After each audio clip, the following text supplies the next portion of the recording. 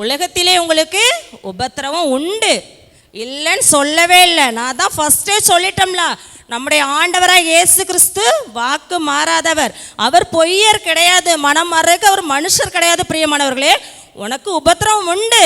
அந்த உபத்திரவத்தை நீ எப்படி கடந்து போகணும் அப்படிங்கிறதையும் நான் உனக்கு இதே வேதாகமத்தில் வச்சிருக்கேன். அந்த வேதாகமத்தை நீ வாசித்து அதிலிருந்து நீ தப்பித்துக்கொள். அந்த வேதாகமத்தை பிடித்துக்கொள். அதை பிடித்து கொண்டால் நீ என்னோடு பயணம் செய்யலாம் என்று ஆண்டவராக இயேசு கிறிஸ்து சொல்கிறார். பிரியமானவர்களே, அதே போல நாம் இன்னொரு வசனத்தை பார்த்தால் யோவான் 16:20, உங்கள் துக்கம் சந்தோஷமாய் மாறும். அதே ஆண்டவர் தான் சொல்றாரு, உலகத்துல உனக்கு உபத்திரவம் உண்டு. அடுத்தது சொல்றாரு பாருங்க, உங்கள் துக்கம் சந்தோஷமாய் மாறும்.